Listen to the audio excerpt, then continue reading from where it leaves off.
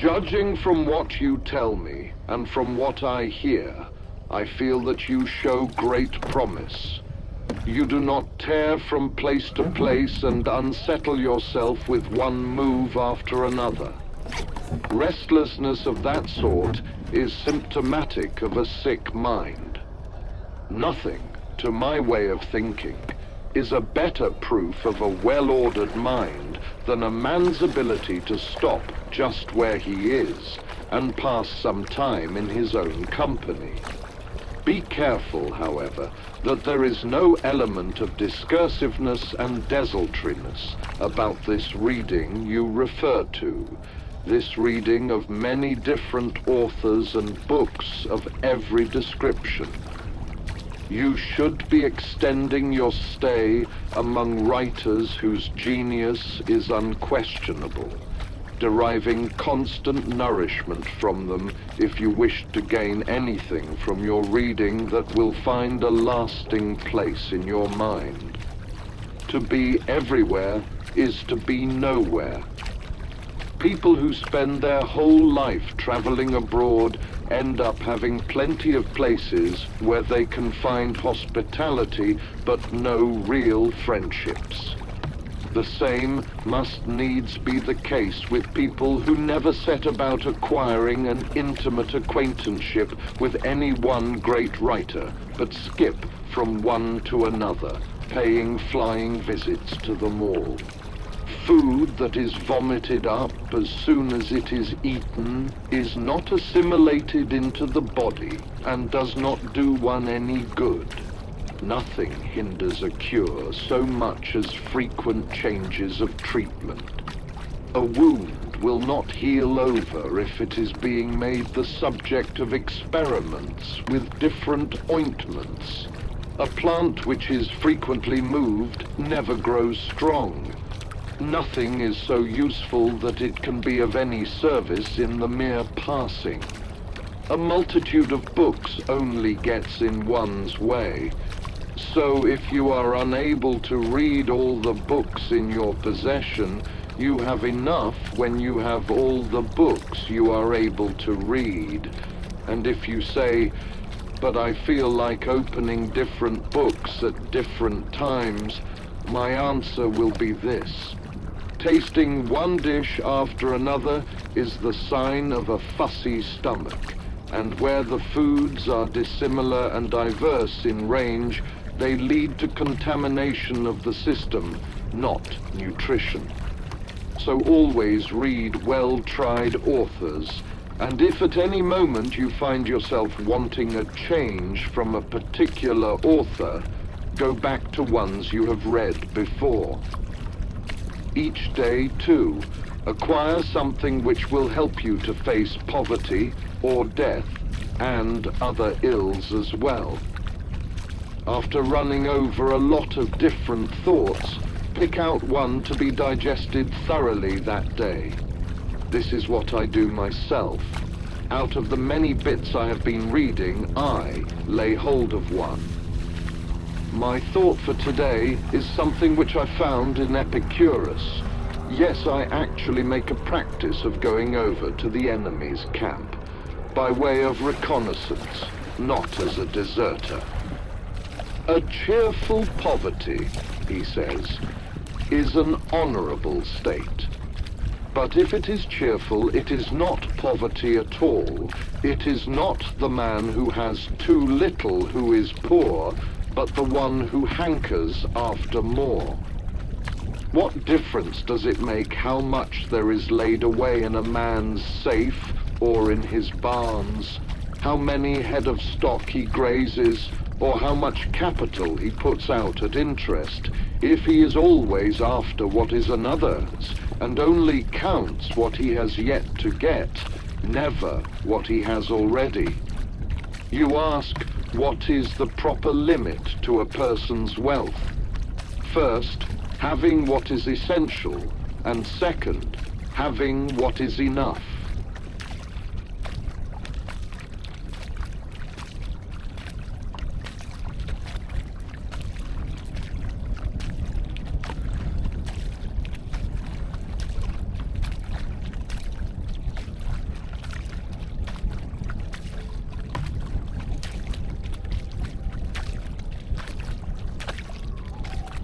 Letter 3.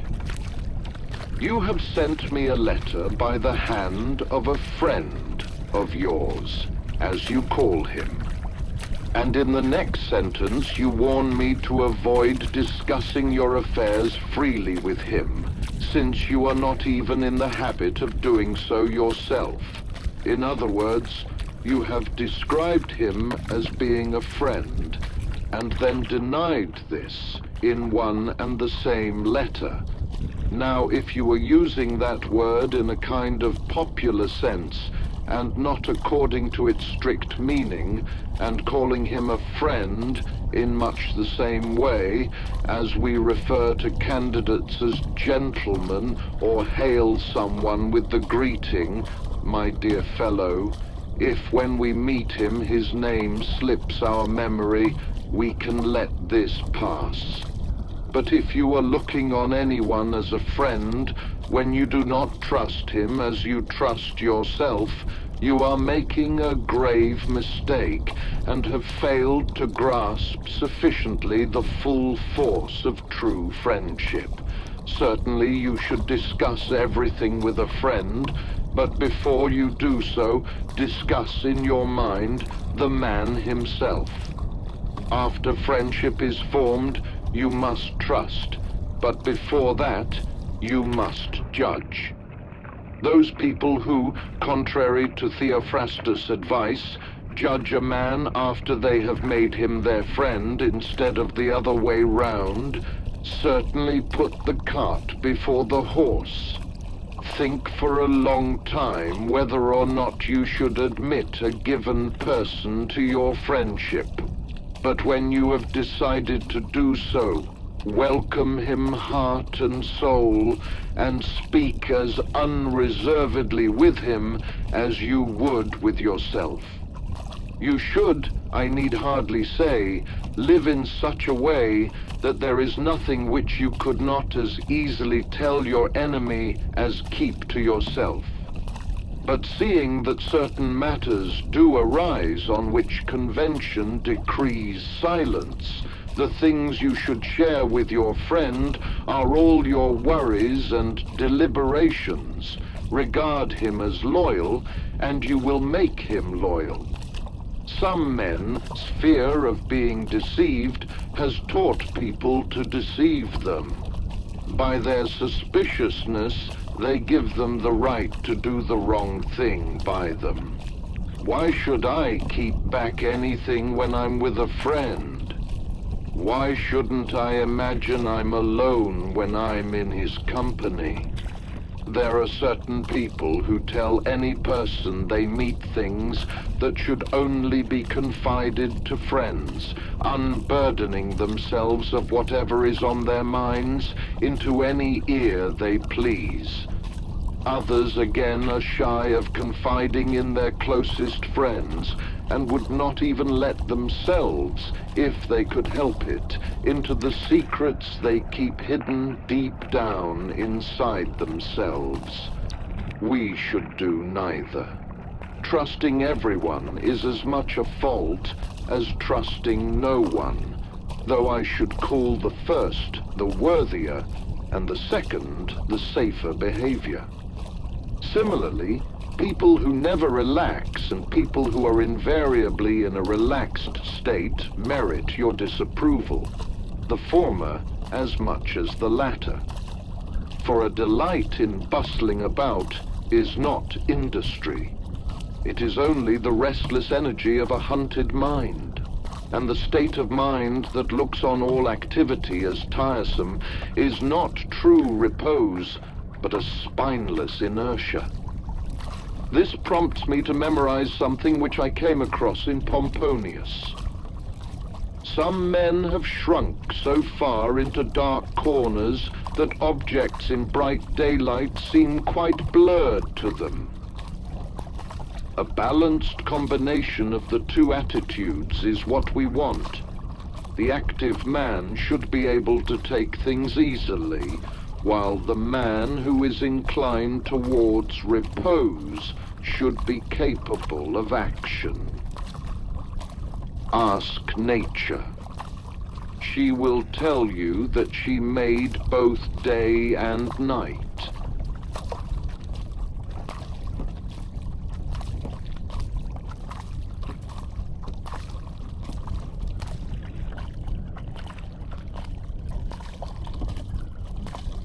Letter V. I view with pleasure and approval the way you keep on at your studies and sacrifice everything to your single-minded efforts to make yourself every day a better man. I do not merely urge you to persevere in this. I actually implore you to.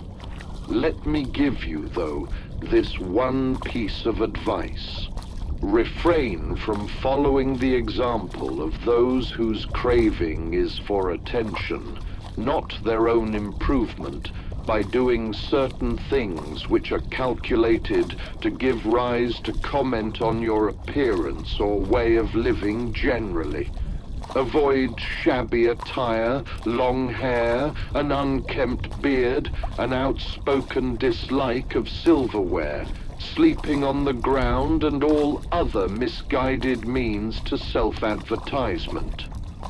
The very name of philosophy, however modest the manner in which it is pursued, is unpopular enough as it is. Imagine what the reaction would be if we started dissociating ourselves from the conventions of society. Inwardly, everything should be different, but our outward face should conform with the crowd. Our clothes should not be gaudy, yet they should not be dowdy either. We should not keep silver plate with inlays of solid gold, but at the same time, we should not imagine that doing without gold and silver is proof that we are leading the simple life. Let our aim be a way of life not diametrically opposed to, but better than that of the mob. Otherwise, we shall repel and alienate the very people whose reform we desire. We shall make them, moreover, reluctant to imitate us in anything, for fear they may have to imitate us in everything. The first thing philosophy promises us is the feeling of fellowship, of belonging to mankind, and being members of a community. Being different will mean the abandoning of that manifesto. We must watch that the means by which we hope to gain admiration do not earn ridicule and hostility. Our motto, as everyone knows, is to live in conformity with nature.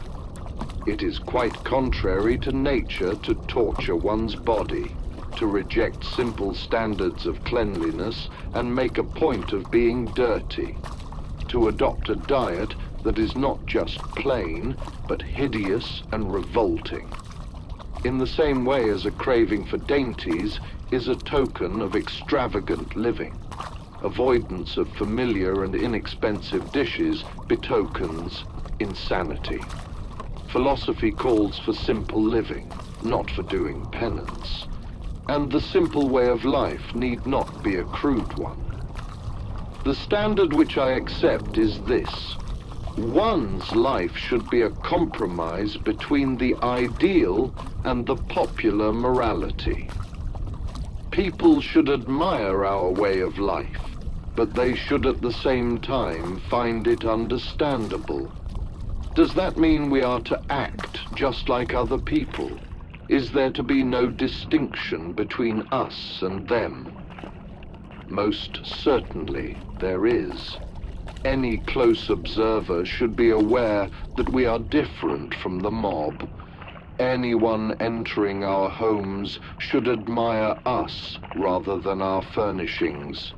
It is a great man that can treat his earthenware as if it was silver, and a man who treats his silver as if it was earthenware is no less great. Finding wealth an intolerable burden is the mark of an unstable mind.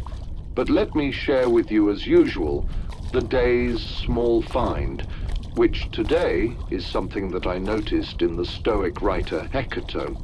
Limiting one's desires actually helps to cure one of fear. Cease to hope, he says, and you will cease to fear.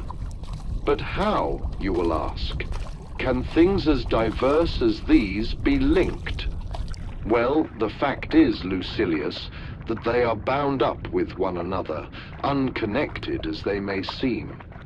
Widely different though they are, the two of them march in unison like a prisoner and the escort he is handcuffed to. Fear keeps pace with hope. Nor does their so moving together surprise me. Both belong to a mind in suspense, to a mind in a state of anxiety through looking into the future. Both are mainly due to projecting our thoughts far ahead of us instead of adapting ourselves to the present. Thus it is that foresight, the greatest blessing humanity has been given, is transformed into a curse. Wild animals run from the dangers they actually see, and once they have escaped them, worry no more. We, however, are tormented alike by what is past and what is to come. A number of our blessings do us harm, for memory brings back the agony of fear, while foresight brings it on prematurely. No one confines his unhappiness to the present.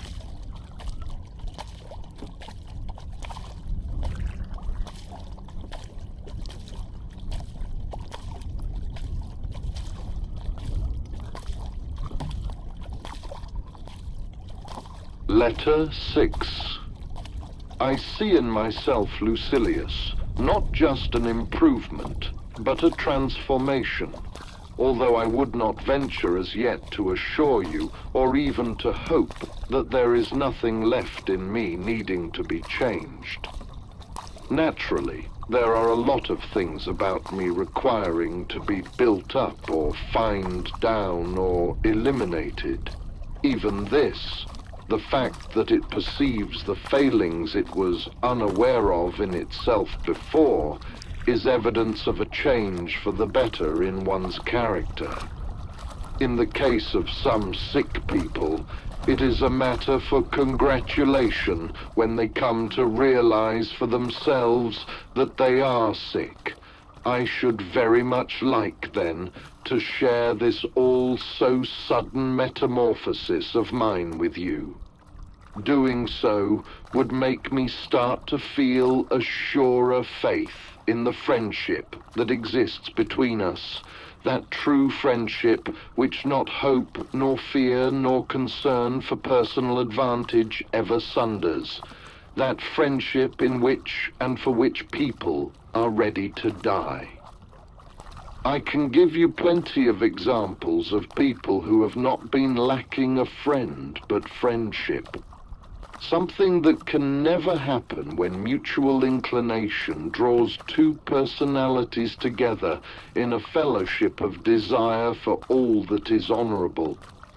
Why cannot it happen? Because they know that everything, and especially their setbacks, is shared between them. You can't imagine how much of an alteration I see each day bringing about in me. Send me too, you will be saying, the things you've found so effectual. Indeed, I desire to transfer every one of them to you. Part of my joy in learning is that it puts me in a position to teach.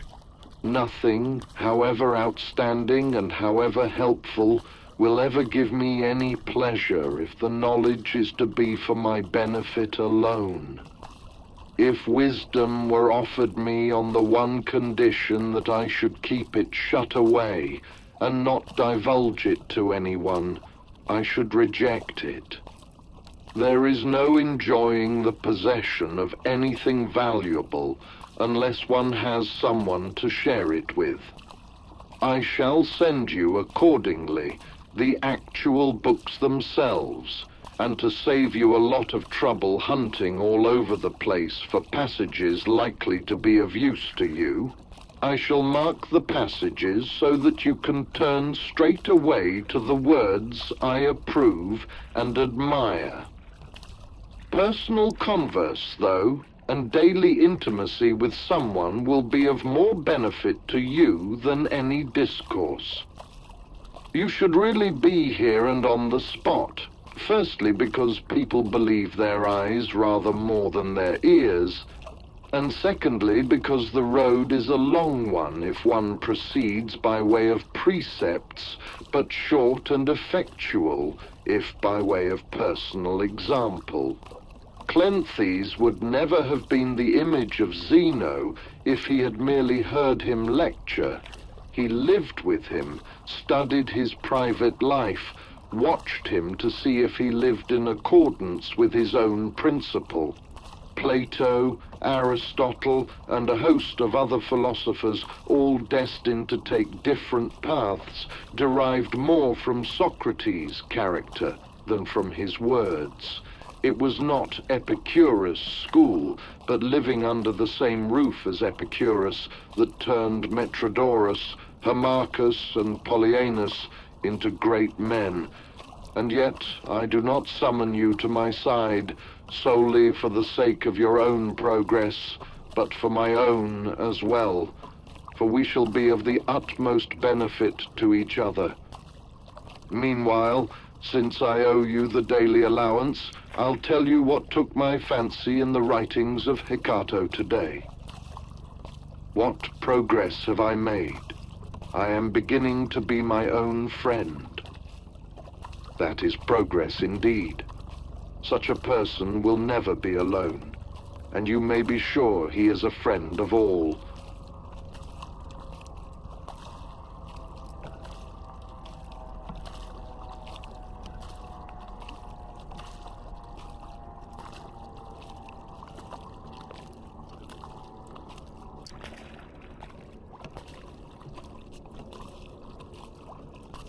Letter 7, 1.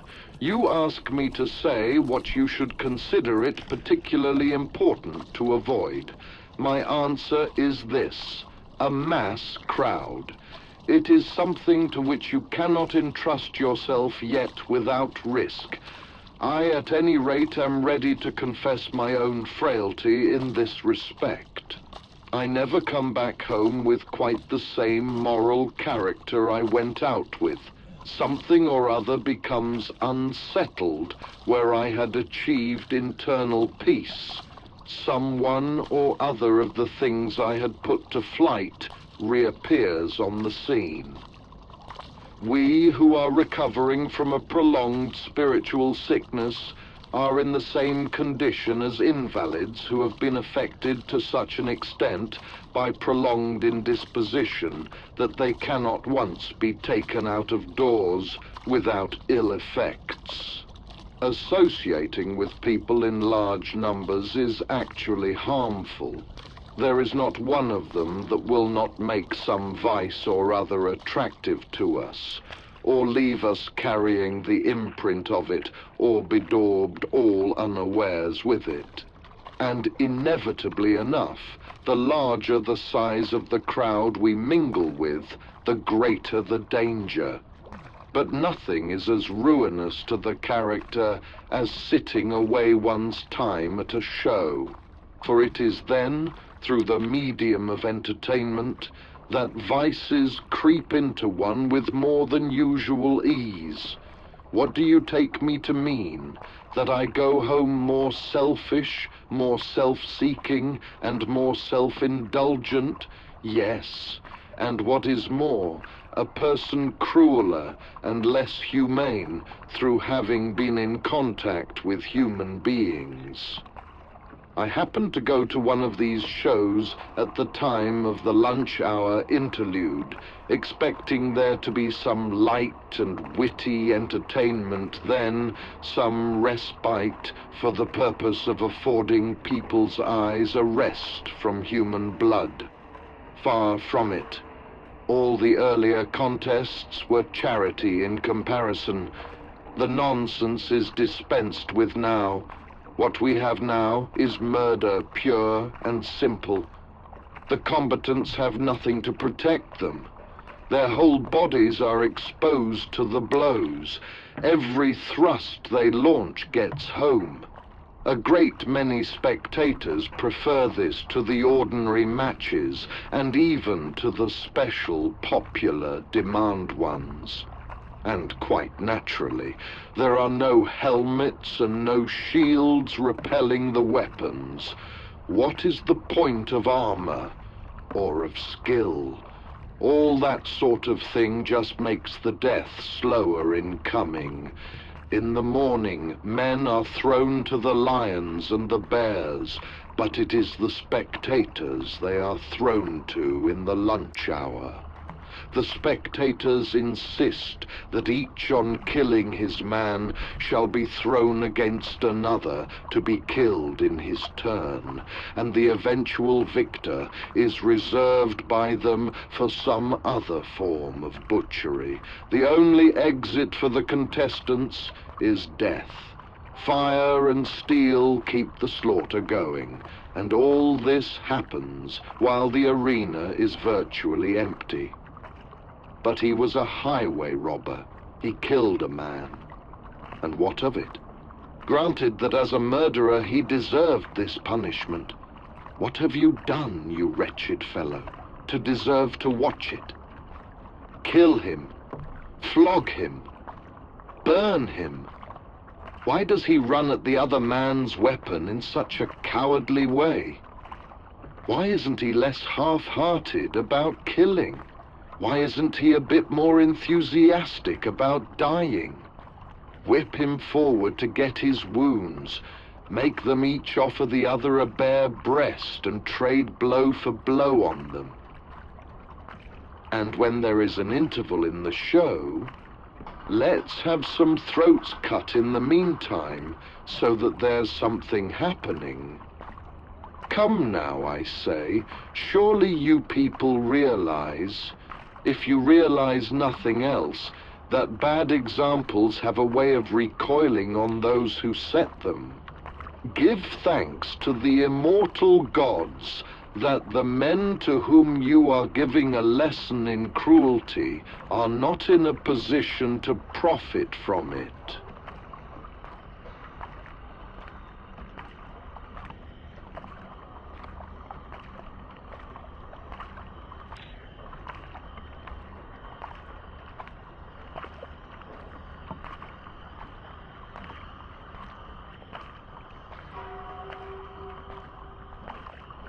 Letter 7. 2. When a mind is impressionable and has none too firm a hold on what is right, it must be rescued from the crowd. It is so easy for it to go over to the majority.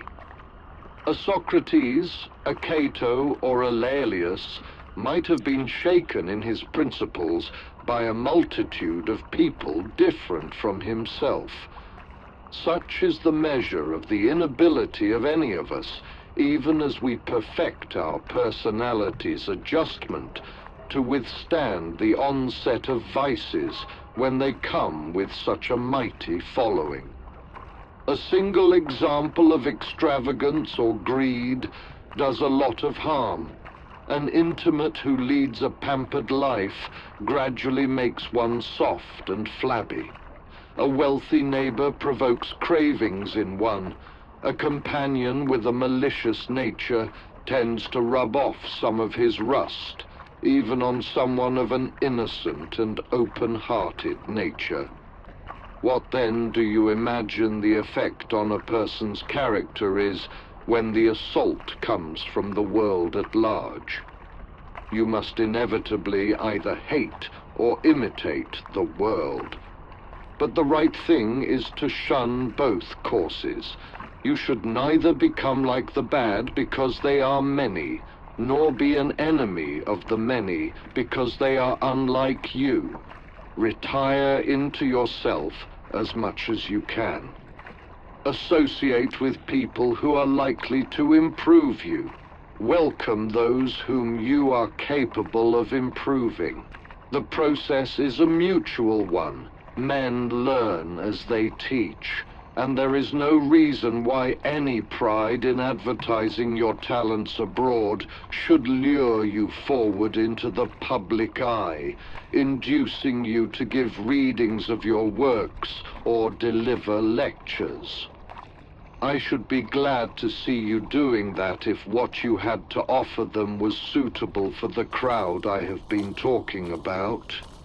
But the fact is, not one of them is really capable of understanding you. You might perhaps come across one here and there, but even they would need to be trained and developed by you to a point where they could grasp your teaching. For whose benefit, then, did I learn it all? If it was for your own benefit that you learnt it, you have no call to fear that your trouble may have been wasted. Just to make sure that I have not been learning solely for my own benefit today, let me share with you 3 fine quotations I have come across, each concerned with something like the same idea. One of them is by way of payment of the usual debt so far as this letter is concerned, and the other 2 you are to regard as an advance on account. To me, says Democritus, a single man is a crowd, and a crowd is a single man. Equally good is the answer given by the person, whoever it was, his identity is uncertain, who, when asked what was the object of all the trouble he took over a piece of craftsmanship when it would never reach more than a very few people, replied, "A few is enough for me, so is one, and so is none." The third is a nice expression used by Epicurus in a letter to one of his colleagues.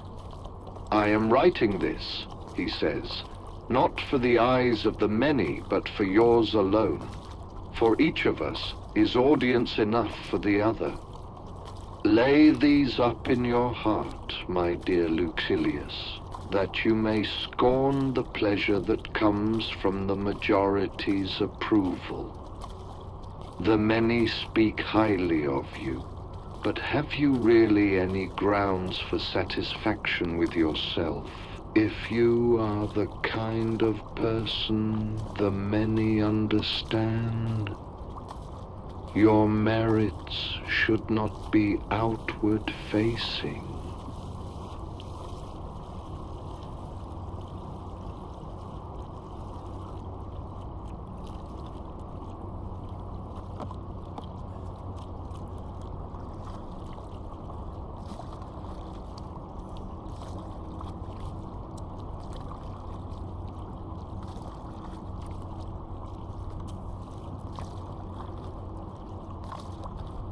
Letter 8.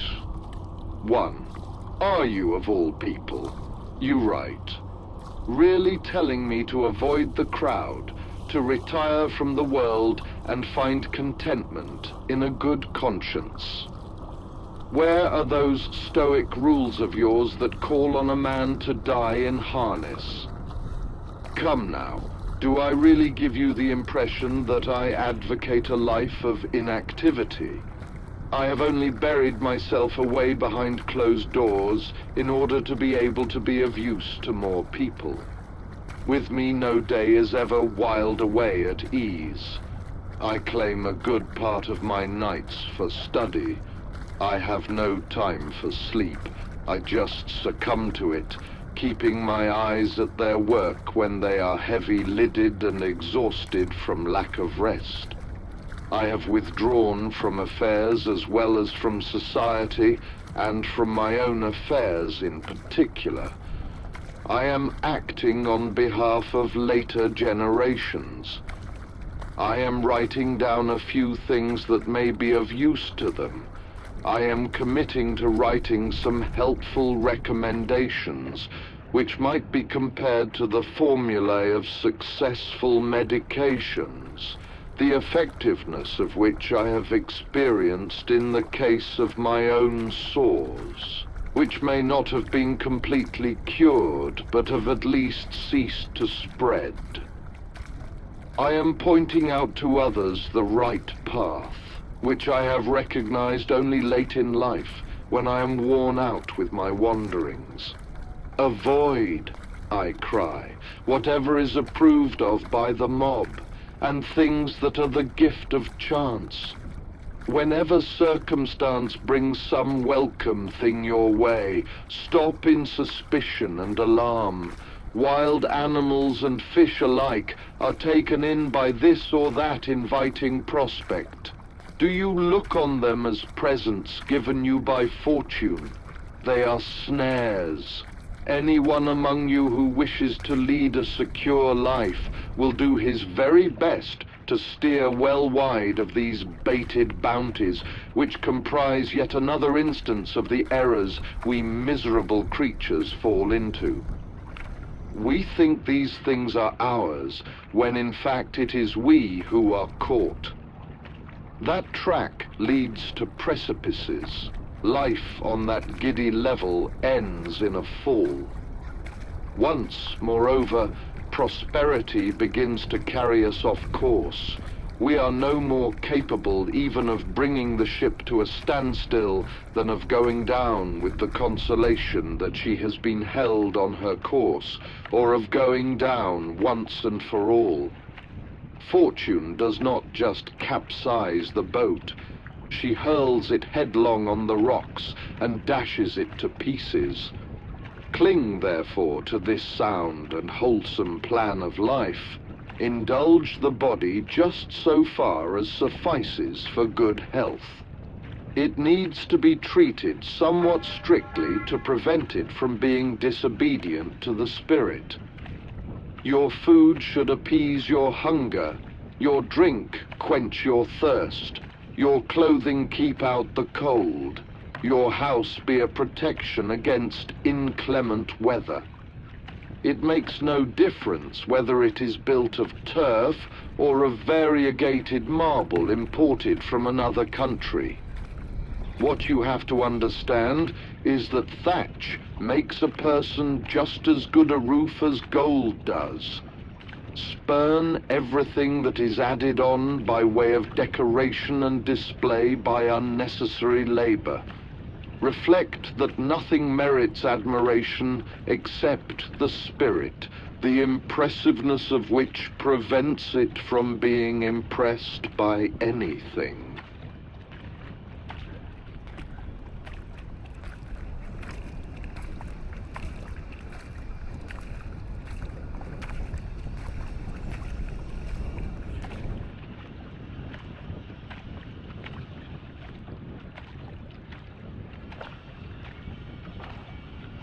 Letter 8. If these are the things I'm saying to myself, if these are the things I'm saying to future generations, don't you think I'm doing more good than when I go into court to enter into a recognizance on someone's behalf, or stamp my seal on a will, or lend my assistance by word or action in the Senate to some candidate for office? Those who appear inactive are, believe me, engaged in far more important activity. They're dealing with matters divine and human at the same moment. But the time has come to make an end, and in accordance with the practice, I've started to make some disbursement on this letter's behalf. For this, I shall not draw on my own resources. I'm still turning over the pages of Epicurus, and the following saying, one I read today, comes from him. To win true freedom, you must be a slave to philosophy. A person who surrenders and subjects himself to her doesn't have his application deferred from day to day. He's emancipated on the spot, the very service of philosophy being freedom. Quite possibly, you'll be demanding to know why I'm quoting so many fine sayings from Epicurus rather than ones belonging to our own school. But why should you think of them as belonging to Epicurus and not as common property? Think how many poets say things that philosophers have said or ought to have said. Not to mention the tragedians or our native Roman drama, which has a serious element in it as well and stands halfway between comedy and tragedy. Think of the quantity of brilliant lines to be found lying about in farces alone. Think of the number of Publilius verses that really ought to be spoken by actors wearing the tragic buskins instead of barefooted pantomime actors. I'll quote one verse of his which belongs to philosophy, and the same facet of philosophy that I was occupied with just now, a verse in which he proclaims that gifts which chance brings our way are not to be regarded as possessions. If you pray a thing may, and it does come your way, 'tis a long way from being your own. I recall your expressing the same idea a good deal more happily and succinctly. What fortune has made yours is not your own. And I can't pass over that even happier expression of yours. The boon that could be given can be withdrawn. This being from your own stock, I'm not debiting it to your account.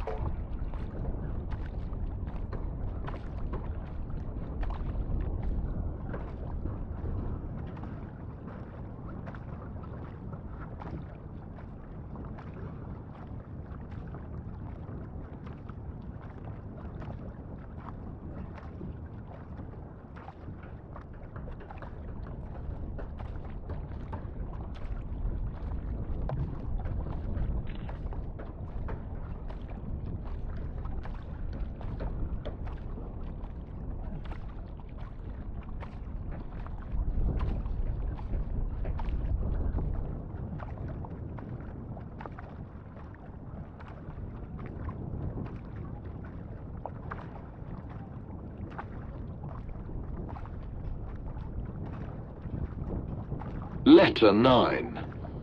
1.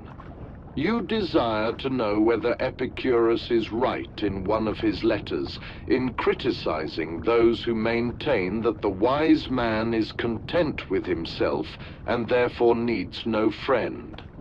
This is what Epicurus objects to in Stilbo and those who believe that the supreme ideal in life is a mind devoid of feeling, or as we say, impatience. We are bound to involve ourselves in ambiguity if we try to express in a single word the meaning of the Greek term apatheia by transferring it straight into our word impatientia. For it may be understood in the opposite sense to the one we wish, with people taking it to signify the man who is unable to endure anything that goes badly for him instead of what we mean by it, the man who refuses to allow anything that goes badly for him to affect him. Consider then whether it might not be preferable to call it a mind that is invulnerable, or above all suffering. The difference here between the Epicurean and our own school is this. Our wise man feels his troubles but overcomes them, while their wise man does not even feel them. We share with them the belief that the wise man is content with himself.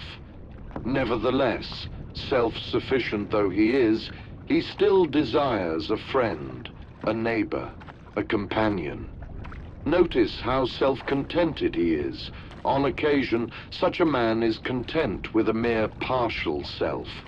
If he loses a hand as a result of war or disease, or has one of his eyes, or even both, put out in an accident, He will be satisfied with what remains of himself and be no less pleased with his body now that it is maimed and incomplete than he was when it was whole. But while he does not hanker after what he has lost, he does prefer not to lose them. And this is what we mean when we say the wise man is self-content. He is so in the sense that he is able to do without friends, not that he desires to do without them. When I speak of his being able to do this, what I am saying in fact amounts to this. He bears the loss of a friend with equanimity. Not that he will then be without a friend, for it is his to decide how soon he makes good the loss.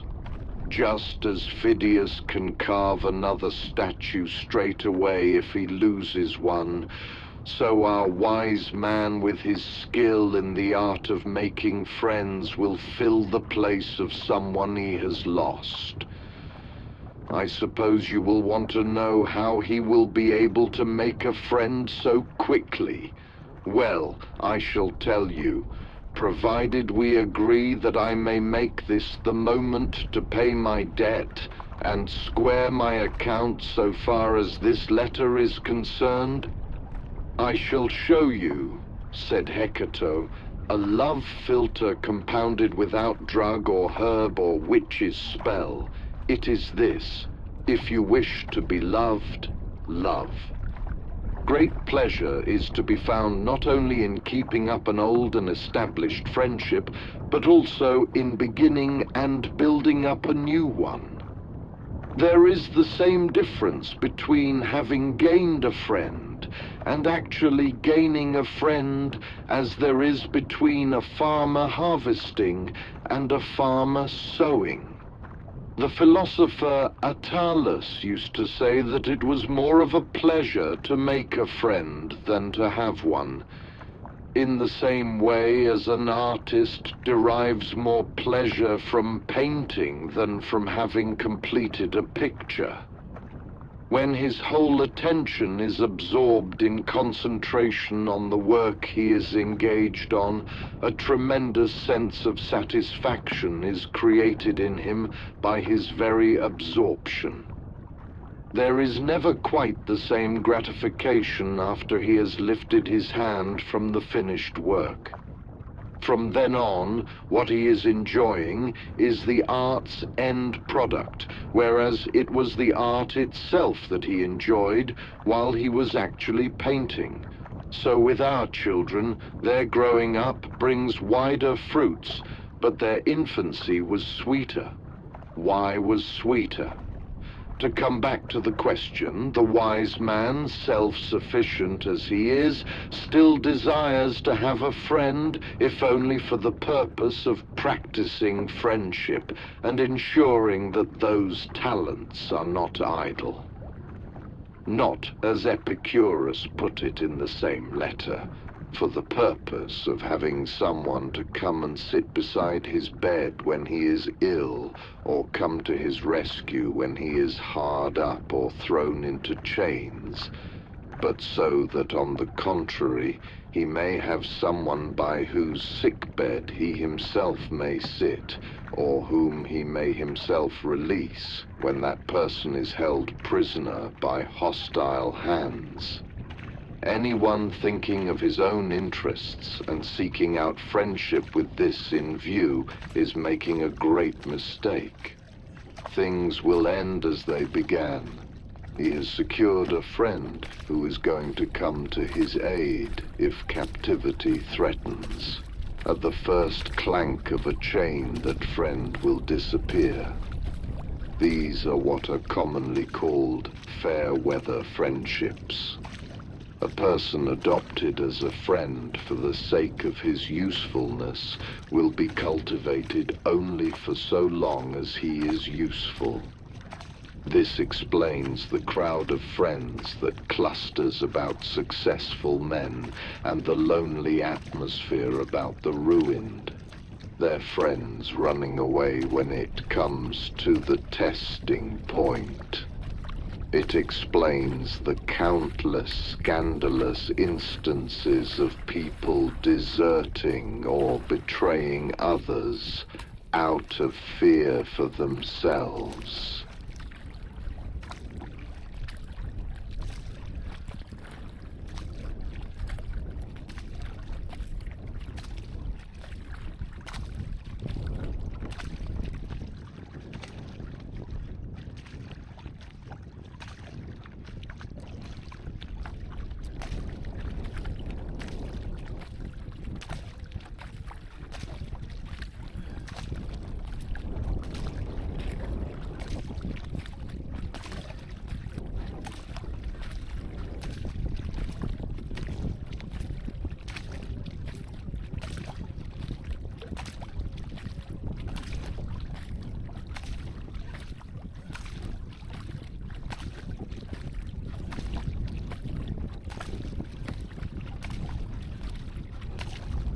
Letter 9. 2. The ending inevitably matches the beginning. A person who starts being friends with you because it pays him will similarly cease to be friends because it pays him to do so. If there is anything in a particular friendship that attracts a man other than the friendship itself, the attraction of some reward or other will counterbalance that of the friendship. What is my object in making a friend? To have someone to be able to die for, someone I may follow into exile, someone for whose life I may put myself up as security and pay the price as well. The thing you describe is not friendship, but a business deal, looking to the likely consequences, with advantage as its goal. There can be no doubt that the desire lovers have for each other is not so very different from friendship. You might say it was friendship gone mad. Well then, does anyone ever fall in love with a view to a profit or advancement or celebrity? Actual love in itself, heedless of all other considerations, inflames people's hearts with a passion for the beautiful object, not without the hope, too, that the affection will be mutual. How then can the nobler stimulus of friendship be associated with any ignoble desire? You may say we are not at present concerned with the question whether friendship is something to be cultivated for its own sake. But this, on the contrary, is exactly what needs proving most. For if friendship is something to be sought out for its own sake, the self-contented man is entitled to pursue it. And how does he approach it? In the same way as he would any object of great beauty, not drawn by gain, not out of alarm at the vicissitudes of fortune. To procure friendship only for better and not for worse is to rob it of all its dignity. The wise man is content with himself. A lot of people, Lucilius, put quite the wrong interpretation on this statement. They remove the wise man from all contact with the world outside, shutting him up inside his own skin. We must be quite clear about the meaning of this sentence and just how much it claims to say. It applies to him so far as happiness in life is concerned. For this, all he needs is a rational and elevated spirit that treats fortune with disdain. For the actual business of living, he needs a great number of things. I should like to draw your attention to a similar distinction made by Chrysippus. The wise man, he said, lacked nothing but needed a great number of things, whereas the fool, on the other hand, needs nothing, for he does not know how to use anything, but lacks everything. The wise man needs hands and eyes and a great number of things that are required for the purposes of day-to-day life. But he lacks nothing, for lacking something implies that it is a necessity, and nothing to the wise man is a necessity. Self-contented as he is, then, he does need friends, and wants as many of them as possible, but not to enable him to lead a happy life. This he will have even without friends. The supreme ideal does not call for any external aids. It is homegrown, wholly self-developed. Once it starts looking outside itself for any part of itself, it is on the way to being dominated by fortune. But what sort of life, people may say, will the wise man have if he is going to be left without any friends when he is thrown into prison, or stranded among foreigners, or detained in the course of a voyage in distant parts, or cast away on some desert shore? It will be like that of Jove while nature takes her rest, of brief duration, when the universe is dissolved and the gods are all merged in one, finding repose in himself, absorbed in his own thoughts. Such is more or less the way of the wise man. He retires to his inner self, is his own company. So long, in fact, as he remains in a position to order his affairs according to his own judgment, he remains self-content, even when he marries, even when he brings up his children. He is self-content, and yet he would refuse to live if he had to live without any human company at all. Natural promptings, not thoughts of any advantage to himself, impel him towards friendship. We are born with a sense of the pleasantness of friendship, just as of other things. In the same way as there exists in man a distaste for solitude and a craving for society, natural instinct drawing one human being to another, so too with this, there is something inherent in it that stimulates us into seeking friendships.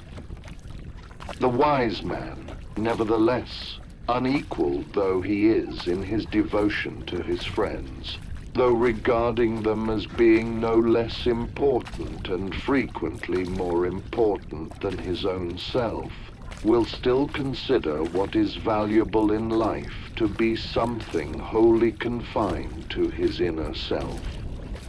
He will repeat the words of Stilbo, the Stilbo whom Epicurus later attacks.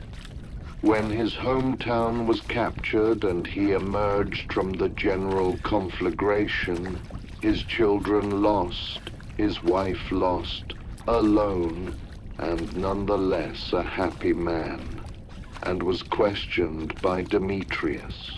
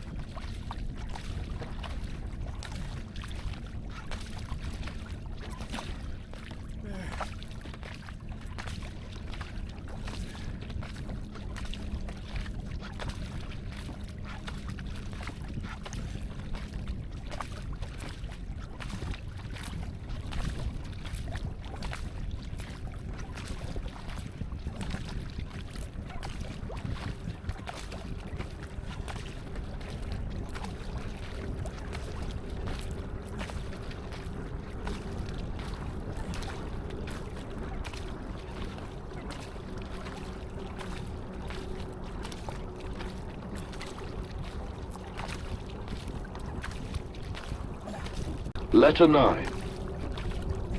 3. Asked by this man, known from the destruction he dealt out to towns as Demetrius the city sacker, whether he had lost anything, he replied, I have all my valuables with me. There was an active and courageous man, victorious over the very victory of the enemy. I have lost, he said, nothing. He made Demetrius wonder whether he had won a victory after all.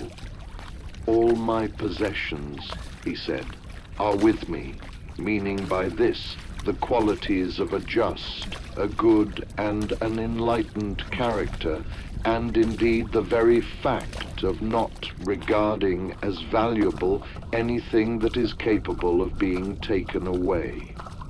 We are impressed at the way some creatures pass right through fire without physical harm. How much more impressive is the way this man came through the burning and the bloodshed and the ruins uninjured and unscathed. Does it make you see how much easier it can be to conquer a whole people than to conquer a single man? Those words of Stilbo's are equally those of the Stoic. He too carries his valuables intact through cities burnt to ashes, for he is contented with himself. This is the line he draws as the boundary for his happiness. In case you imagine that we Stoics are the only people who produce noble sayings, let me tell you something. See that you put this down to my credit, even though I have already settled my account with you for today. Epicurus himself, who has nothing good to say for Stilbo, has uttered a statement quite like this, one of Stilbo's. Any man, he says, who does not think that what he has is more than ample, is an unhappy man, even if he is the master of the whole world. Or if you prefer to see it expressed like this, the point being that we should be ruled not by the actual words used, but by the sense of them. A man is unhappy, though he reign the world over, if he does not consider himself supremely happy. To show you, indeed, that these are sentiments of a universal character, prompted evidently by nature herself, you will find the following verse in a comic poet. Not happy he who thinks himself not so. What difference does it make, after all, what your position in life is if you dislike it yourself? What about so-and-so, you may ask? Who became rich in such a despicable manner? Or such and such a person who gives orders to a great many people but is at the mercy of a great many more? Supposing they say they are happy, will their own opinions to this effect make them happy? It does not make any difference what a man says. What matters is how he feels, and not how he feels on one particular day, but how he feels at all times. But you have no need to fear that so valuable a thing may fall into unworthy hands. Only the wise man is content with what is his. All foolishness suffers the burden of dissatisfaction with itself.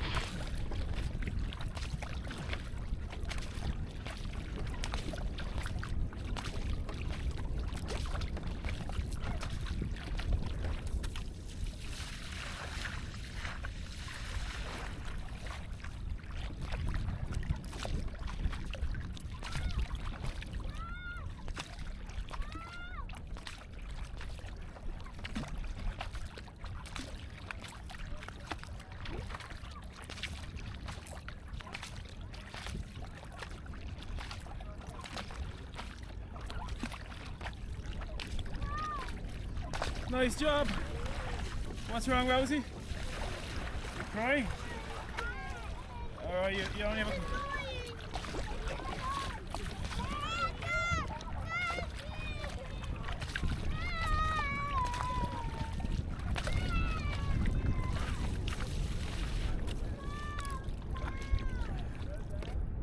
a... Rosie, shut up!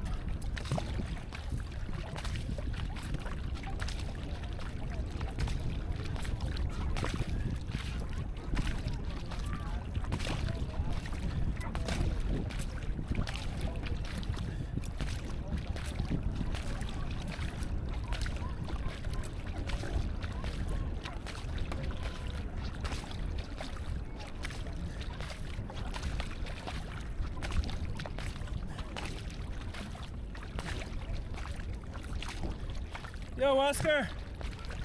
Oscar! Hey.